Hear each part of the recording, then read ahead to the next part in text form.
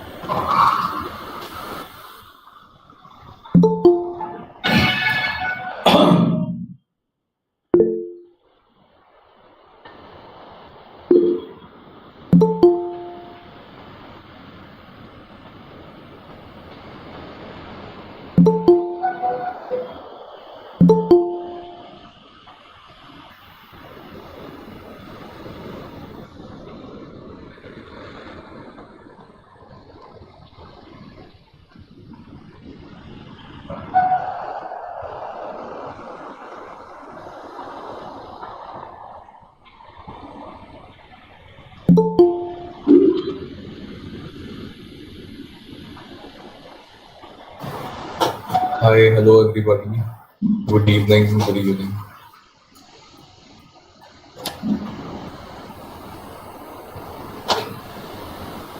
So I hope you all are doing fine. You all are safe, especially in such crisis time, be it COVID or be it social injustice right now. Social unjust, I'd say, not justice. But yeah, I welcome you to this evening, making it more special for you all. We have a beautiful session lined up at 5 p.m., which is 5 minutes late, I know, but I hope it's worth the wait. And I'm really pledged to, pleasure to welcome Mr. Shirish Mahendru, sir, who will be heading our speaker session today. And the topic for today is actually sustainable mobility, which can be used for achieving green recovery. So I'll just give a short intro about Shirish sir, and before that, I'd say a few things about Lawsuit, what actually Lawsuit is and what it does. So Lawsuit is actually a organization, not an organization, but a startup based out of Bangalore, and it helps people become carbon neutral and helps in following the aspect of going sustainable. So it helps you calculate your own carbon footprints, which is a great calculator it has on its website. I'll drop down the link in the comment section and I'd say the chat, and you can actually go through the link and you can calculate your own carbon footprints. Not only about that, what carbon footprints you can erase. Is that a feature added to this particular this particular calculator? So you can actually go calculate your carbon footprints. That is the way what amount of carbon footprints you actually emit, and you can go on the website and actually erase that particular carbon footprint. So keeping aside that, we have a wonderful community, which is a Discord based community. It's from students to enthusiasts to environmentalists to investors. We have an ecosystem of these particular people, club together to form an ecosystem based out of sustainable, who are interested in sustainability. So that's it from my end, like what Lawsuit is. Now I'd like to introduce Shirish Mahendru sir. So when it comes to Shirish Mahendru sir, he is actually a transportation enthusiast and a planner. He has been working in the urban transportation domain for 12 plus years. And to not forget to mention, he has expertise in consulting ranges from working with various international to national organizations and development cooperation also. And his work focuses on preparing the transport visions for cities, that is urbanization, how it can become more sustainable using different tactics or different methods. And with this assistance, he also prepares policies and strategies which can be formulated to shift from our fossil fuels to alternative clean fuels, and performance enhancement of the public transport services, capacity building, institutional strengthening, gender sensitization, road safety auditing, advocacy, and many other aspects are covered under his expertise. And this is just the tip of the iceberg, you'd say. He is alumnus of School of Planning and Architecture, New Delhi, and holds a master's degree in transportation planning. He is presently pursuing his PhD in sustainable transport policy interventions. So I say these are very, very less of what he's already achieved, and let himself add up to what he's achieved if I might have forgot something. So yes, Shirish, Mahendru sir, the stage is all yours, and you can continue your session. Thank you so much. Thank you so much, Dhruv. Thank you, and you being very modest in introducing me, and thank you all of you. Thank you all the participants. Thank you all the community who has joined. We would like to hear and we want to hear about the sustainable mobility and what is its importance and relevance. Uh, I'll start with a brief introduction of, yes, Dhruv has already explained about, given a brief introduction about myself, but I will give a very quick overview in the sense that how I entered into this planning domain, and how this all started around I believe maybe 16, 17 years back, 17, 18 years back, how this all started around. So I was a science student, and with less or no interest in science.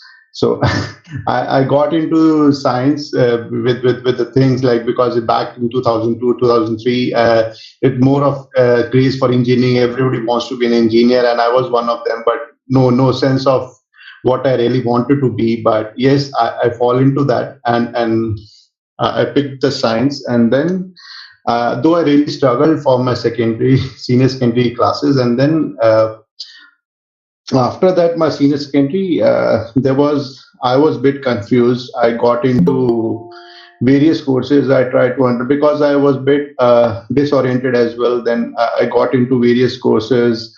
I tried to get into various courses. And then last I got into one bachelor's in physical planning and a bachelor's in urban and regional planning. So this was a BTech degree I did from Amritsar, my hometown, Gunadri University. Then I was there for 4 years. There only I started developing an interest into this complete planning perspectives, planning point of view, and there was one then where I got my first interaction with these buzzwords like mobility, transport, what is development, what is sustainability.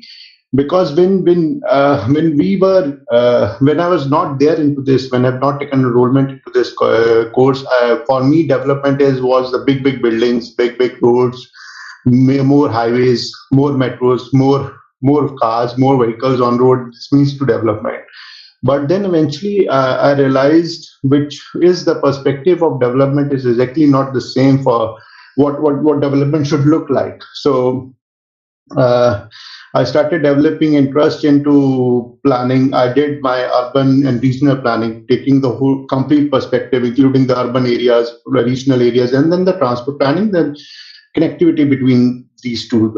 Then it's like a medical profession.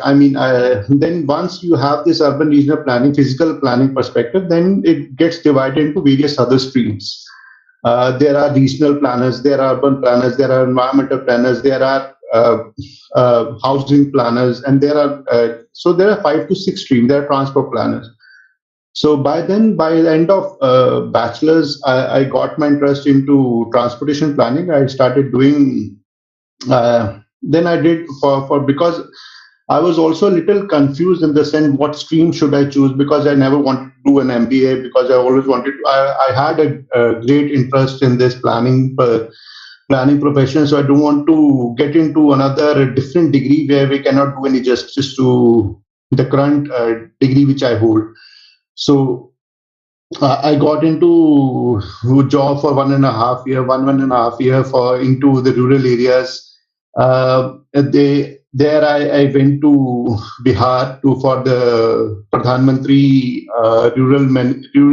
rural road schemes, PMGSY, Pradhan Mantri Gram Sadak Yojana. There I did some projects there in the remote areas of Bihar. Then I also got into another projects for in the extreme northeast in the where with the points like 14 and Panjin, Arunachal Pradesh, and the point zero, the extreme last point into where they have the share the borders with China. So I really got fascinated with all these projects. Then I decided to go ahead only with the transportation planning. And then I did my master's in transportation planning from, as Dhruv was already explained, in the School of Planning and Architecture. So uh, post my masters, I was there for 2 years. I got into this I got into this master because there's certain, after some exams and all those things. And I post this masters, I got into various projects like consulting services. I got into various projects like highways, urban transport. So my focus was it was more on the transport sector, but still.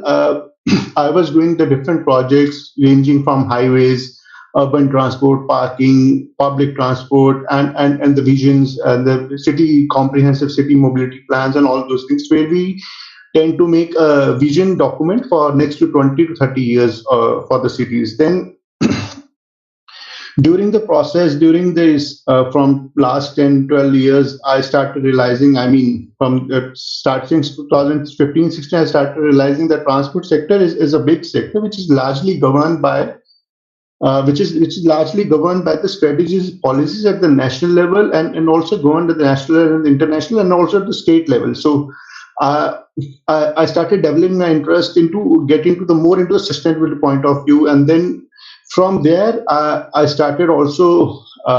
Getting into the how I can, because I wanted to research more into this the policy part of it. So I got into my PhD in sustainable transport policy interventions in 2020. It's been second year now. So I'll be completing 2024 something. So this is brief about me. I'm currently engaged with international cooperation right now, and there we are working with into different we are supporting Indian government. We are supporting Indian government and the various national, state governments at the city level to have the sustainable mobility aspect of it and how we really can make a transport a decarbonized. So we are doing the various projects. Projects ranging from increasing efficiency of the public transport system. What is happening right now is post COVID, things have been changed drastically. People are turning back to private modes of transport because of the fear of the the increase of infections and all those.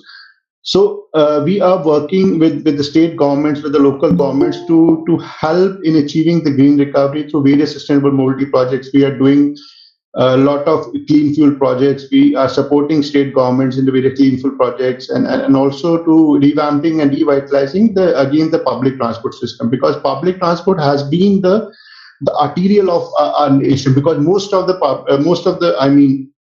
people, most of the professionals, most of the workforce travels through public transport system, which but this has not been taken care of. For example, we have a severe shortage of buses. Everybody cannot afford metro. So to build the gap, there needs a lot of revamping of public transport system is required. So this is the brief profile about me. And Dhruv, I would like to have, because it is always better to have some kind of a presentation in the sense, because if I keep speaking, people will disorient and they will not able to engage themselves with me. So I prepared a very quick presentation, and I would like to have more of a discussion with the community. If they have any questions, I would like to answer those questions more rather than I speaking being a more monologue kind of a thing. So Sure. just give me a second. I'm just sharing my screen. Yeah, sure.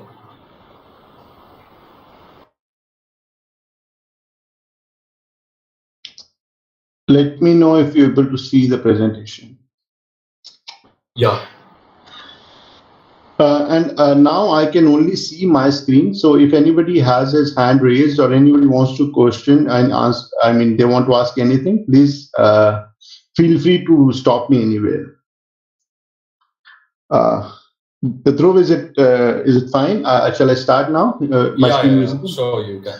Yeah. Okay. So now I would like to talk about why the mobility is important, why it needs to be decarbonized, and why we are talking about the sustainability now. I mean, what happens in the past and what happened in the past, and what is the future course of action therefore required, and why, what is the relevance of it, and what is its importance in the today's context. So if you understand transport, I mean, there are these are largely the what constitutes transports. There we have a passenger transports, local, I mean the intracity trips. Then we have a private transport which has an intercity, intracity, and the regional trips. Then the passenger transport. When I say the passenger transport means the transportation which is happening, the trips which are happening with the public transport. I mean either through IPT, either intermediate paratransit like autos, or through buses, or through metros, or through all other things. Passenger transport is the sharing mobility. What I exactly mean is private transport. We all know we're using our own cars, scooters, two wheelers, all those things, and then we also have the freight transport. We have the freight regional transport from one state to another state, from one city to another city, and between the regional connectivity. Then we have the freight transport urban areas with the rise of these what you say this online delivery platforms, the e-commerce. This has largely taken a lot of our space into urban road space for the daily delivery. Right, we have a lot of many companies, e-commerce companies, which who delivers. I mean, in the midnight, in the startup, and the food startups, all those things. So these all coming and also putting a pressure in a sense to on the road. So we have intermediate paratransports. Is what I mean is the first mile and the last mile connectivity. For example, you're using public transport systems. Some public transport systems are end to end. You take a origination from your house or from your work area or from your point of working, and then you use to the final destination. So in between, there may not be. For example, you're starting from your home, then you are reaching to the bus stop. For that, you require some first mile and the last mile mode. Then you reach. Then you get into the main line haul public transport system, and then you finally get out to one destination. And from that destination, you get into the final ultimate destination. For example, your work area, which is very common with everybody. I mean, we experience all these things, and then. And then we have a rail transport, water transport, and the air transport. And uh, so what happens is over the period of time, this complete transportation modes and the transportation pattern, we all these trips are being made for the leisure trips. There are work trips, there are educational trips. Right, there are commercial trips, there are regional trips, and then now these what I said with this large of e-commerce business, there is a delivery trips right now happening. But the complete with over the decades and over the period of time, the pattern and the behavior of the transportation trips have been changed. Earlier, the transportation were more of centralized, compact, and confined. The cities were more confined, cities were more compact. So there were the shorter trips. The less communication was there. There were work-based trips or very less. People used to get down from the home and just a walk away distance and then to their work area. So this was the concept. But now with the cities evolving, with the economies evolving, the cities are expanding, the states are expanding, and even now, one working in if wants to have the afternoon meeting in Mumbai from Delhi, he boards in the morning, attend the meeting, and comes down back to Delhi. So all these things is possible, and expand the horizons for the transport is expanding now. But we also have seen this thing now with this COVID pandemic. We have realized these things, but we felt initially. I mean, even with my profession, I was so sure before 2020 that with my profession, work from home is not possible at all. But this has completely changed my perspective. Now I realize I am working from home from the past 2.5 years, February 2020, since February 2020, and until date, I am working from. I've been to my office maybe 10 times, 12 times for the important work, but everything is being managed from home with different teams and everything. So it is possible, but it is also important to understand India has a larger, the context with respect to work population. It has a less of white and blue collar jobs and more of the service sector, which is not possible at all with the work from home culture or similar things like that. So we need to be we still the perception has been changed, but still a lot of work needs to be done. A lot of things has to be taken care to actually make people conscious, right? So that we able to make the conscious decisions, what is there right for us, what is there not right for us. I mean, going future, because we all know, everybody's talking about it, the temperatures are rising, the things are, there are going to be different pandemics, natural endemics, the problems are going to happen. So we need to be very conscious, we have to make very conscious decisions about it. Now, I would like to, just me want to make a very quick comparison. How the mobility has been changed over the years. So, very first thing, I'm not trying to make very big jargons, big words, big concepts here, because I believe most of are the one who really want to understand what is mobility, what is sustainability all about. So, I'm not keeping any core technical terms there. So just trying to understand, just trying to relate things so that you can also connect with that. So if we divide the mobility over there over the time, we had the pre-industrial area. What we had in the pre-industrial area, we had small settlements, we had the confined areas, right? And the cities and the states and the nations were more confined, and they had the less connections. Only very few trips were there from the one area to other area, and we also have a major yardstick to measure the trips. So the per capita trip length. Per capita trip length, when I say is so, for example, I'm going to office regularly, and I'm making one trip from home to work, and then work to home is a two complete trips, and then between that I also have the miscellaneous trips, like either taking my daughter to the school or somewhere, or to do some household trips, something like that. So these kind of trips were, and I'm using my either public transport or car or my other private modes. So this is the kind of per capita trip lengths, and per capita trips were less. They were low, but with the post-industrial area, there were the cars were introduced, technologies were introduced, railways were introduced with the coal-based transports. Across cities, rail networks were developed. We had the modern shipping technologies where this nation started interacting. We had, air transport started developing. So more and more frequent trips were started happening. People started for the various trips, by the work, regional, leisure, religious trips. All those things started happening. So this has contracted the complete world for everyone. So this has led to increase in the mobility patterns, mobility technologies. So things started to change from there. Now with the modern world, what happens is we have no boundaries. You can work in one state, you can live in another state, it's just a stone throw away distance. We have fast public transport systems, we have regional transport system, we have the accessible air transport system. So everything is very accessible now, and then we have a fuel-based travel modes, and the rise of economies are rising, development is happening. So cities are getting more and more decentralized, and the economies are moving. So this has led to, I would say, more of organic development, in the sense that it is expanding from everywhere. So which has led to these kind of problems which we are facing now.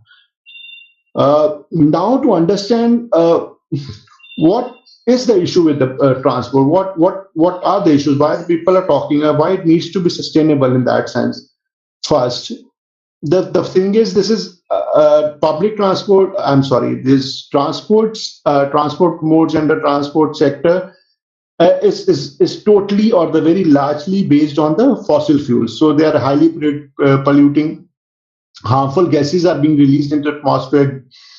Greenhouse gases, the temperatures are rising. We have the average temperature rise of average temperatures are then we have a lot of air pollution problems. Cities like Delhi are experiencing a lot of city air pollution. We have seen that during winter, start of winter season, the whole city gets covered with smoke, and we have the 10 big cities out of all the, I mean, are there in the world major indexing, and they are into the highest producers of who face air pollution. So these are the problems which are happening now, and people are facing health issues. There's serious health issues that people are facing, and right now, what is also happening is with the absence of the organized and and the reliable public transport system, there's an increase of private modes, right?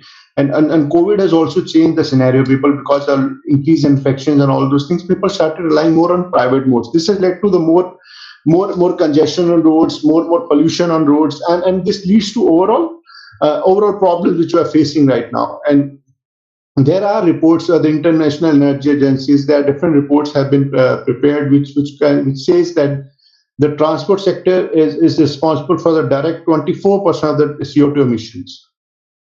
So this is the overall perspective right now. This is what we had, what we are facing, what we have done, and how the paths and the journeys have been made overall so far with respect to the mobility. And this has become the talk of the town now. But I mean, I always say this: we are the one who has spoiled, or are the generations before that are the one who really spoiled these things. I mean, the sustainable environment and everything, which led to coin these kinds of words. But we also need to understand that our great grandparents were already leading a very sustainable life. I mean, if you think about 80 years, 70 years, 60 years down the line, everybody was living a very sustainable life. Everybody used to have the small trips. Everybody used to have the confined trips. They had very the interactions were very minimal. They used to travel with most economy mode of transport, cycles, and also the cyclists and all different things. They used to work alone, travel alone. So all those things were there existing already. And even this electric mobility, electric cars is not a new phenomena. I'm sharing this photograph. You can also go through the net. The discussions that were made in past 100 years back, even for this, when the cars automation sector were booming, when the things were started coming, there were discussions of electric cars or electric mobility. But with the big lobby of IC and the internal combustion engines and the what we say this big petrol and this diesel fossil fuel, this started electric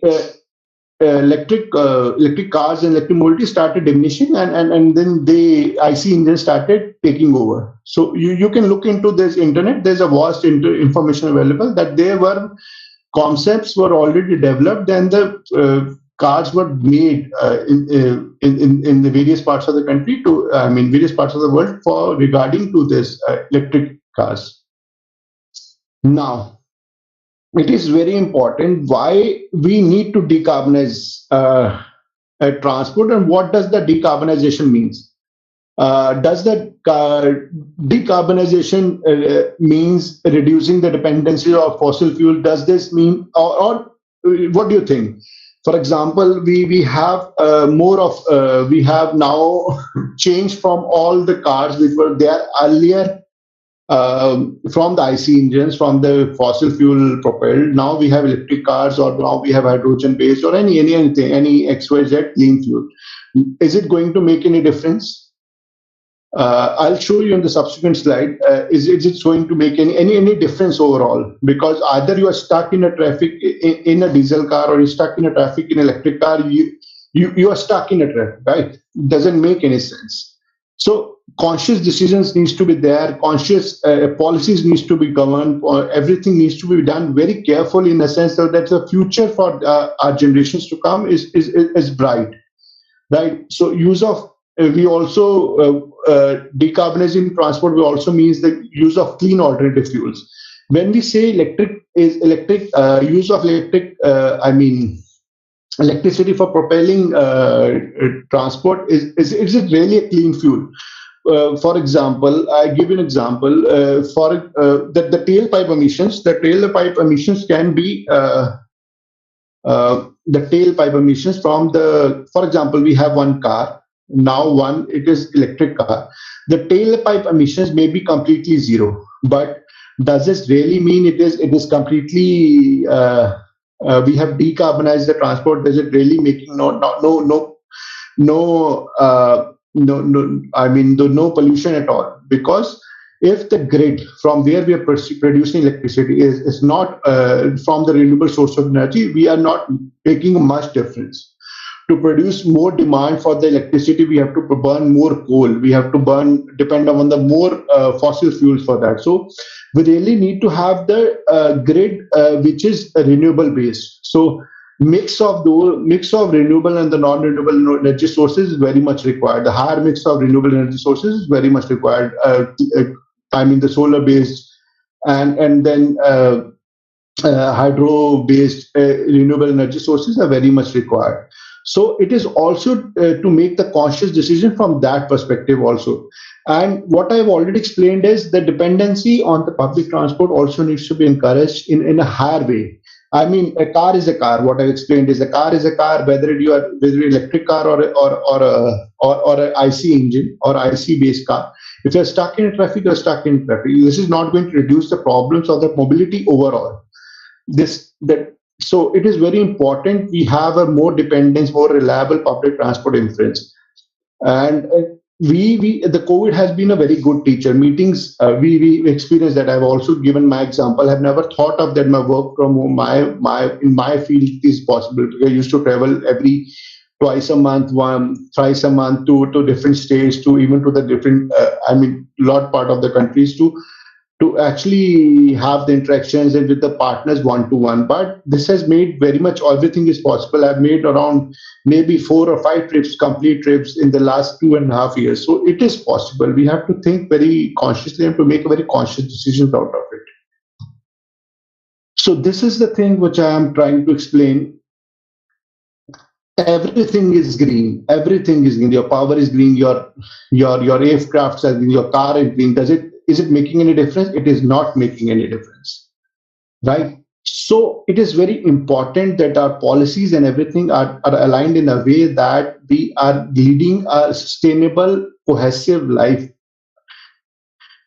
and leading something for our future generations. So, I believe this is making things bit clear from that perspective. So what is the transport, sustainable transport? What is the solutions? The most important solution is to make the public transport more friendly, more reliable, and for the public. Right now, what is happening is with the use of these smart city missions, we have 100 smart cities. Different plans are coming with large amount of quantum of data is being, but we are not using that data. It is very important to use that right use of that dynamic data available to us, which can help us in making understand the requirement of the public. For example, I give you also one example. We have equal distribution or some less or high distribution of trips between men and women, right? Are the requirements, are the planning, everything is same for which is same for men are also same for women? It is not. But we our public transport largely is a gender neutral, which should not be the case. For example, there are certain areas where the transport where there are aloof areas. I mean, where the women are getting down from the buses or the area, and then the area is quite dark and everything is quite it's not safe environment there. So if we have the data with us, we can understand where are the boardings and lightings happening, what are the off peak hours, what are the peak hours, where the distribution of women trips are happening there, we can plan those areas, we can plan those things around those areas and make the systems, overall system, more safe for women. So right now most of the companies are not using the data. The things have started increasing. We also started working with a lot of state transport companies and the municipal corporations to actually think about the dynamic data, to think about the data, which is very important in this case. So just give me a second. Just give me a second. Yeah. Okay. So it is very important to make a right use of data. This will help in understanding what is the current gaps, what are the current gaps, what are the current issues, and which leads to the better planning of the system. And right. So we have the smart, we have large amount of command and control centers coming, so we can take use of and let's reduce the dependency on the bigger cities. Let's develop the homogeneous growth for the small and medium towns. So less people are traveling to the bigger cities. We need to have the decentralized approach, right? So we need to have those kind of systems be ready also in that ways. And it is very important that the we need to have the transit oriented development, if you say in that ways, but we need to have a more infrastructure developing of the cycling and the walking infra, so that it propels people to get out of their cars and to make the environment that cohesive, so that people are getting into the other sustainable modes of transport, like public transport, or the walking, or to the micro mobility. Like now these are different aspects also of the micro mobility, where we have e-scooters, we have the shorter distance trips being covered from all those things, we have e-rickshaws. But even e-rickshaws is quite a debatable thing. We feel that like organic development happening for the e-rickshaws.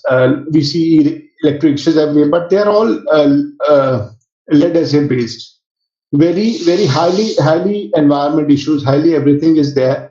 But then we're not making any we're not substantial growth in that perspective. We need to understand that even you're moving towards there could be a tailpipe emission zero, but has a larger impact upon the batteries. So batteries are not safe, these lead acid batteries are not safe, the disposal is not safe, we don't have the plan for disposal of these batteries. So everything needs to be counted very carefully.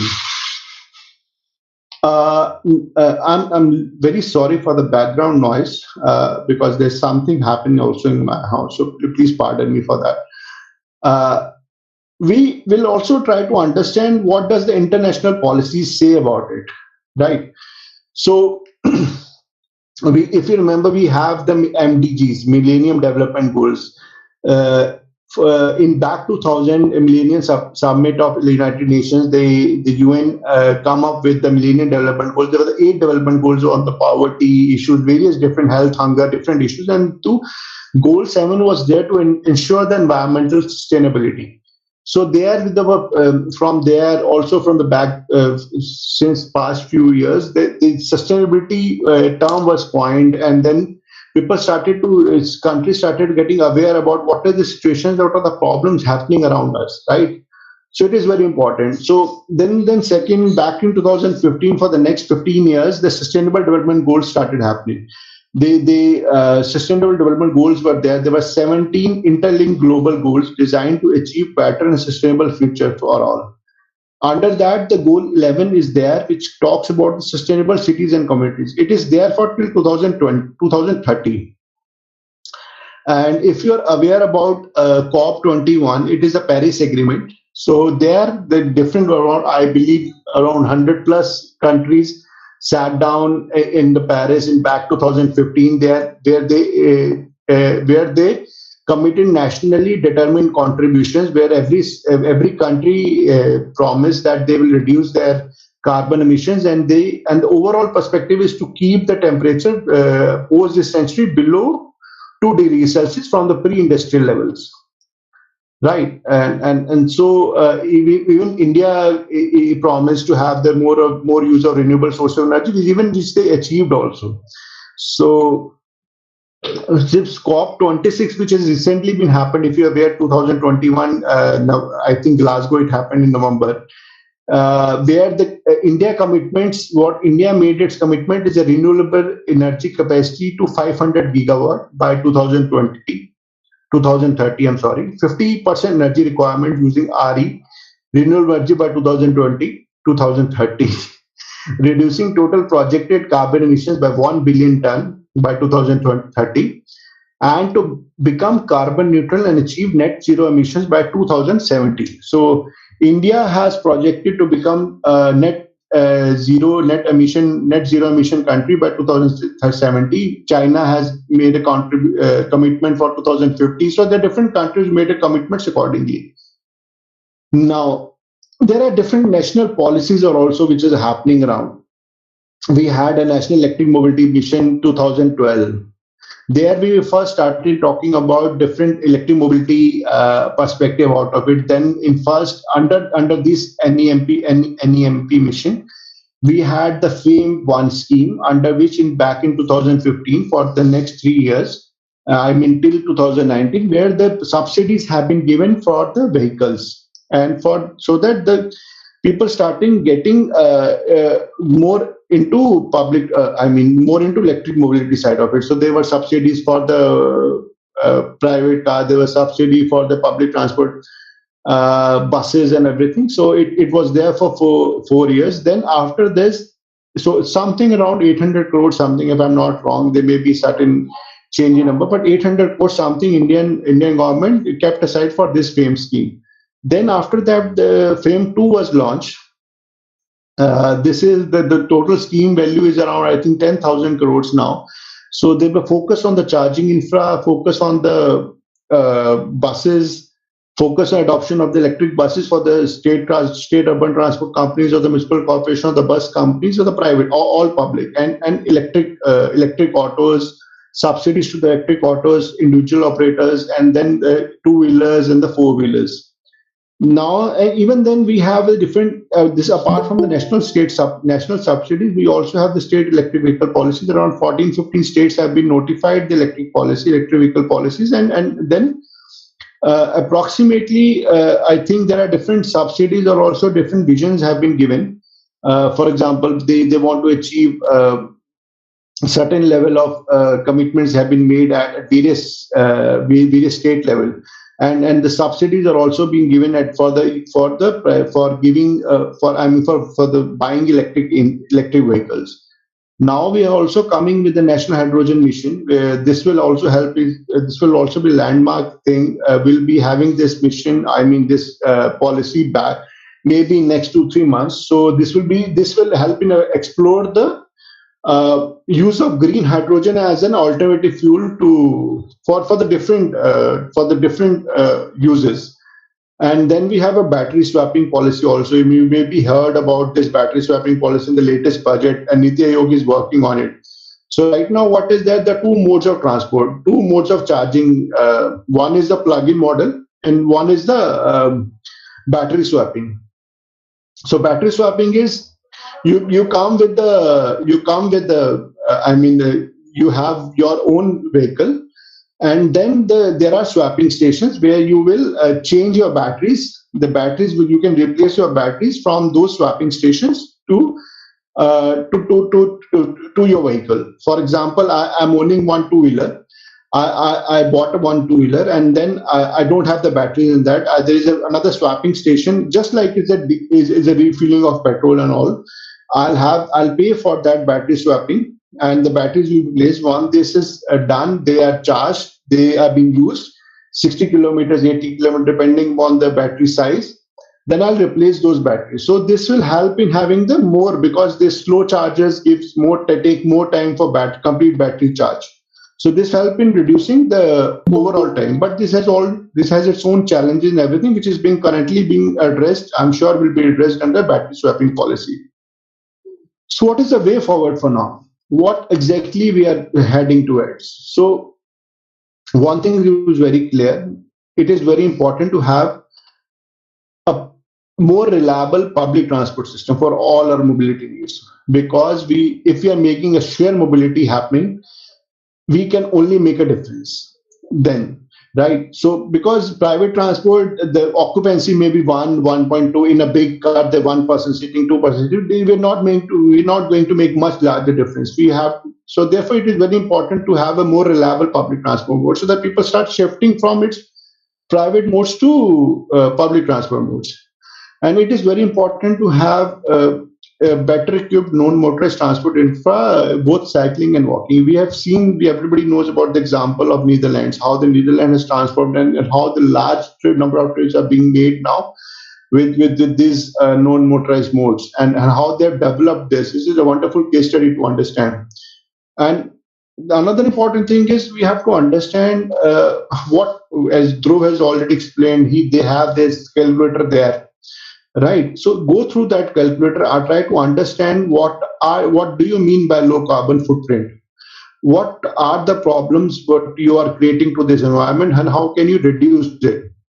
For example, if I want to go out for something, I always get into. I mean, someone getting always getting into it since public. Private modes, and even for the shorter trips, where we can do a bit to the environment by using by making walk trades, by making cycle trades. So all these conscious decisions needs to be taken very carefully. We have to become more conscious towards towards the society and towards our environment. So this is Dhruv, what I all have, and let me know if there are any questions, anything you points you want to. Anybody has any? I would love to answer if I'm able to. Hello, can I speak? Yes, sir. Yes, sir. Sure. Hello, I am Veerabhadra Rao from Andhra Pradesh. We are talking about sustainability. So far, the debate is taking place in line with thermodynamics. Unless we do away with thermal and nuclear power and make power cheaper, we cannot think of sustainability. I have a new technology of decentralized hydropower generation in every village.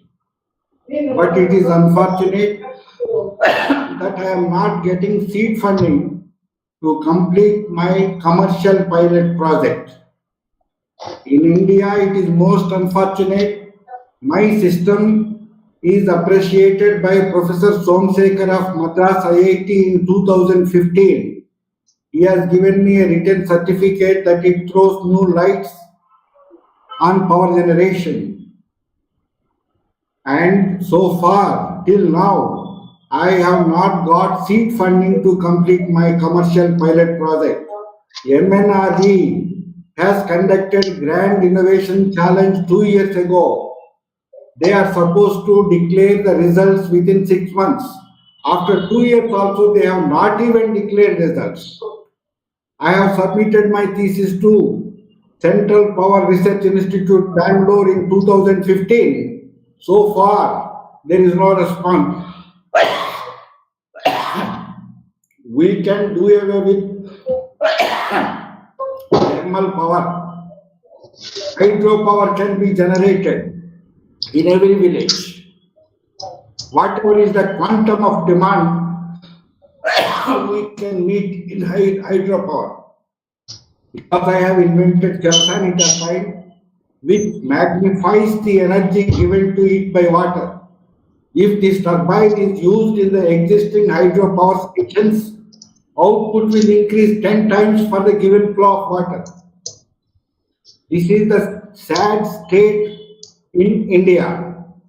How will you respond to this?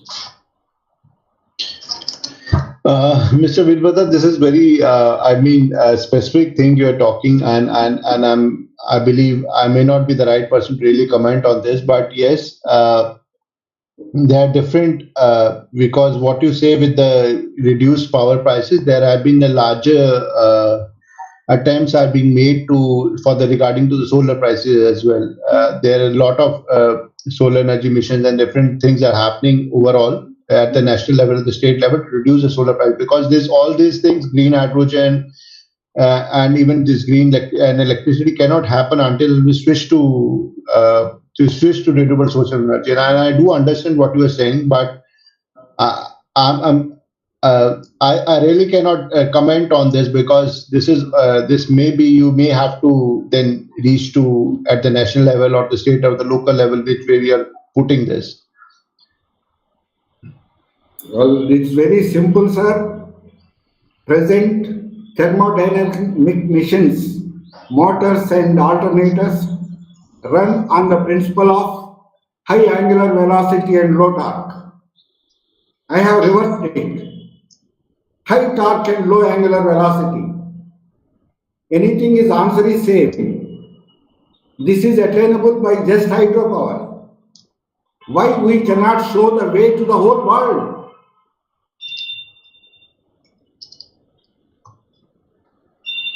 I do understand. Yeah. We say that Bhaskaracharya did that self-moving machine in 11th century.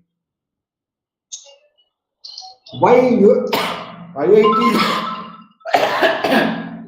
are reluctant to repeat this system and publish results? I call upon all universities around the planet to repeat this system and publish results. Man would not be needing thermodynamics at all. You need not burn coal or oil.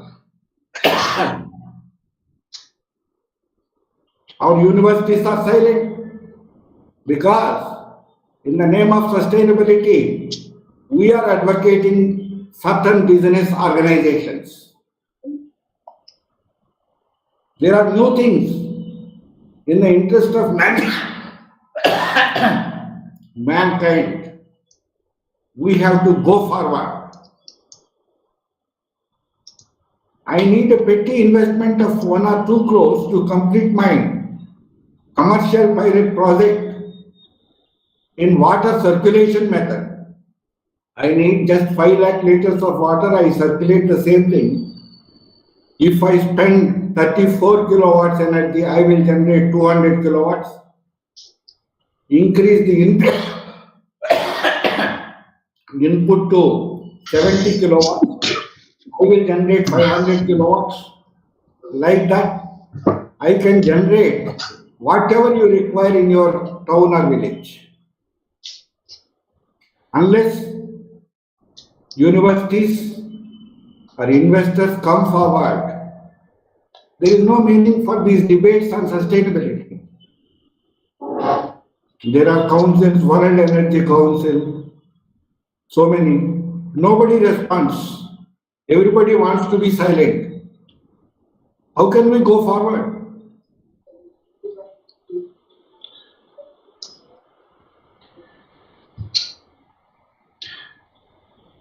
There are indeed a lot of discussions happening, Mr. Veerpatra, but I'm not sure if this may be the experiences, personal experiences you're having, but I'm very little to say through. I have no point to make on this because this is very personal. I mean, maybe yes, through we.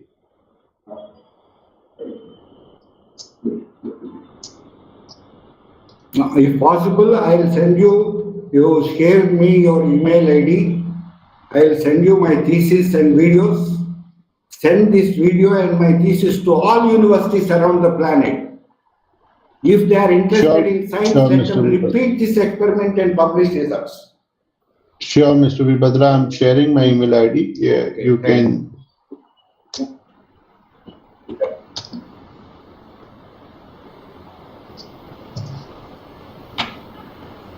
I posted on my chat my email ID. Okay. Okay, so if anyone has any doubts, please you can raise your hand or you can directly unmute yourself and ask questions to Mr. Mahendru. Whatever is feasible to you, or you can even post it in the chat. Okay, so here we have a question.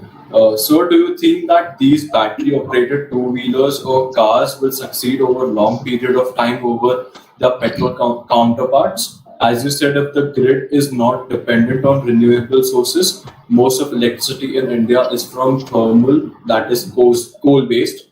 Before some weeks, there was even a coal runout rumor from whole country's power plants. Yeah. Yes, Darshit.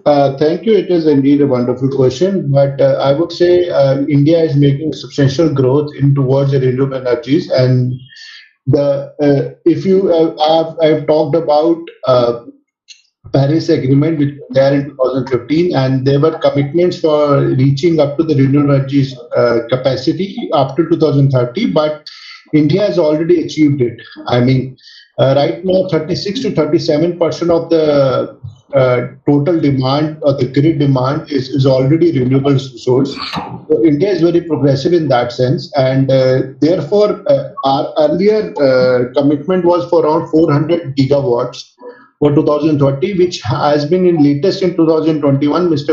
Our Prime Minister has increased this to 500 gigawatt. So the futures are very bright, and the grid balance with respect to renewable energy sources is going to. I'm very sure this is going to happen, and India is making progressive moves towards it. And now with the green hydrogen mission coming in this year, you will see a lot of substantial investments coming to this, and there will be a substantial movement toward this. But overall, yes, I mean, we have to make a reliance more on the public transport. I've always said it, and always try to focus things more on a public transport system, because either you're moving from a two-wheeler, a car with a battery operated to the diesel operated, things will not change from the traffic perspective point of view. So what Dhruv said, they have their so this can be the starting point for you. You go through that tool calculator, or there are also other tool calculators available. You go through it, you make the conscious decision to try to understand where you need to rebalance yourself first. I mean, country is making efforts overall, but you also need to think where you need to rebalance first. Yeah.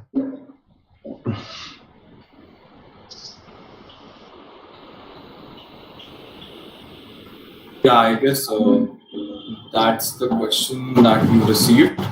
And if still people have any doubts, they can either put it in the chat or they can mute themselves and ask the question.